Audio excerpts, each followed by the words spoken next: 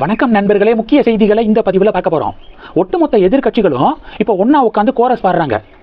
பெட்ரோலுக்கும் டீசலுக்கும் தட்டுப்பாடு வரப்போகுது, LPG cylinder தட்டுப்பாடில் தான் இருக்குது, ஒருத்தங்களுக்கு கூட சிலிண்டரே கிடைக்கல, ஹோட்டல் எல்லாத்தையும் மூடிக்கு இருக்காங்க இப்போ அப்படின்னு சொல்லிட்டு எதிர்கட்சிகள் கத்திக்கு இருக்காங்க. உண்மையா அப்படின்னு ஆய்வு செஞ்சு பார்க்கும்போது முன்னாடி வரைக்கும் சிலிண்டர் வேணும் அப்படின்னா ஈஸியாக சர்வசாதாரணமாக நம்ம சிலிண்டரை வாங்கக்கூடிய நிலைமை இருந்துச்சு. ஆனால் இப்போது மிடில் ஈஸ்ட்டில் நடக்கக்கூடிய சண்டை காரணமாக ஈஸியாக சிலிண்டர் வாங்க முடியலை.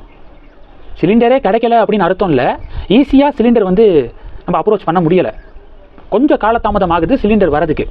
ஒரு 2 நாள் 3 நாள் வெயிட் பண்ண வேண்டிய நிலைமை இருக்குது. இதுதான் உண்மை.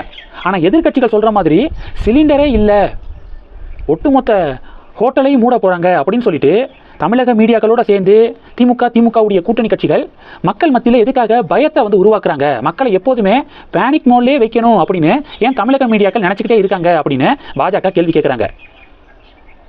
2-3 நாள் இப்போ புக் பண்ணால் அதில் சில பேர்லாம் என்ன சொல்கிறாங்கன்னா, இப்போ தான் நான் சிலிண்டர் புக் பண்ணேன், இன்றைக்கே எனக்கு சிலிண்டர் டெலிவரி செய்யப்பட்டுருச்சு, மீடியாக்கள் சொல்கிற மாதிரி எங்கே தட்டுப்பாடு அப்படின்னே தெரியலை அப்படின்னு அந்த ஸ்க்ரீன்ஷாட்டெல்லாம் ஷேர் பண்ணுறாங்க.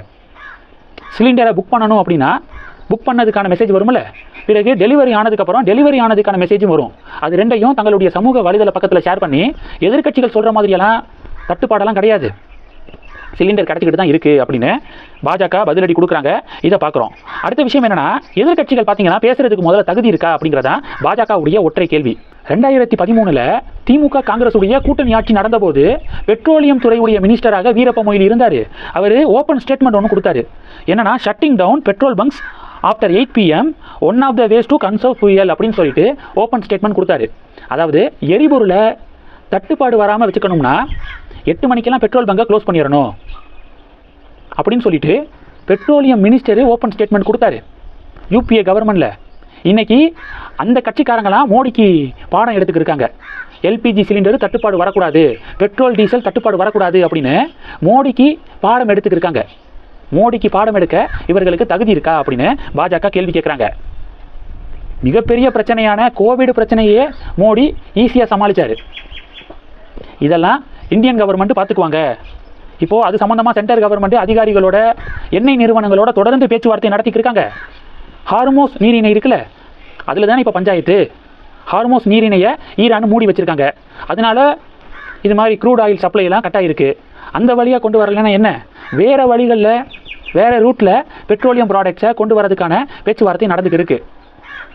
கனடாவிலிருந்து எல்பிஜியை இம்போர்ட் பண்ணையும் ஆலோசனை நடந்துக்கிருக்கு அப்படிங்கிற தகவல் வெளிவந்திருக்கு. அதனால் எதிர்கட்சிகள் சொல்கிறத நம்ப வேண்டாம். குறிப்பாக தமிழக மீடியாக்களை காது கொடுத்து கூட வாங்க வேண்டாம். முடிஞ்சால் டிவி ஆஃப் பண்ணிவிட்டு பேசாமல் இருங்க. ஏன்னா தமிழக மீடியாக்களுடைய தலைப்பு செய்தியை பார்க்கும்போது தான் பிபியே உருவாகுது. பிளட் ப்ரெஷரே இல்லாதவன் கூட நம்ம மீடியாக்களுடைய தலைப்பு செய்தியை பார்க்கும்போது பிபி ஆட்டோமேட்டிக்காக வந்துடும் போல் புதுசாக. அதனால் டிவியை சுவிட்ச் ஆஃப் பண்ணிவிட்டு அமைதியாக இருக்கிறது நல்லது. இதில் நம்ம ஊர் மீடியாக்கள் வதந்திகளை சேர்த்து பரப்பி விட்றாங்க. உதாரணத்துக்கு மாலை முரசு இருக்காங்க பார்த்தீங்களா, அவங்க பார்த்தீங்கன்னா புட்டின் ஒரு விஷயத்தை சொல்லிட்டாரு, சலுகை விலையில் இனி இந்தியாவுக்கு கச்சா எண்ணெய் வழங்க முடியாதுன்னு புட்டின் சொல்லிட்டாரு. எங்கள்கிட்ட சொல்லாமல் கச்சா எண்ணெய் வாங்குவதை அமெரிக்காக்காக இந்தியா நிறுத்தினுச்சுல, பிறகு எதுக்காக நாங்கள் இந்தியாவுக்கு கச்சா எண்ணெயை கொடுக்கணும், தள்ளுபடி விலையில் எதுக்காக கொடுக்கணும் அப்படின்னு சொல்லிட்டு புட்டின் சொன்னதாக நம்ம ஊர் மீடியா அடிச்சு விட்டுட்டு இருக்கானுங்க. ஆய்வு செஞ்சு பார்த்தா புட்டின் அப்படியெல்லாம் சொல்லலை. இந்தியாவுக்கு நாங்கள் வழங்க தயாராக இருக்கோம், எவ்வளவு தேவையோ அவ்வளவு கொடுக்க தயார் அப்படின்னு தான் புட்டின் சொல்லியிருக்காரு. மிடில் ஈஸ்டில் நடக்கக்கூடிய பிரச்சனை காரணமாக க்ரூட் ஆயிலுடைய விலை மிகப்பெரிய அளவில் கூடியிருக்கு. $110 ஒரு பேரல், அந்த அளவுக்கு உயர்ந்திருக்கு. அப்போது இப்போ இந்தியா ரஷ்யா கிட்டேருந்து வாங்குகிற விலையோட கொஞ்சம் உயர தான் செய்யும், கொஞ்சம் கூட தான் ரேட்டு வரும். அதை எடுத்து வச்சுக்கிட்டு புட்டின் தள்ளுபடி விலையில் கொடுக்க மாட்டேன்னு சொல்லிட்டாரு அப்படின்னு வதந்தியை பரப்பிக்கிருக்கானுங்க நம்ம ஊர் மீடியா. அடுத்து சன் நியூஸ் இருக்காங்களே, அவங்க ஒரு படி மேலே போய் சமைக்க கேஸ் இல்லை,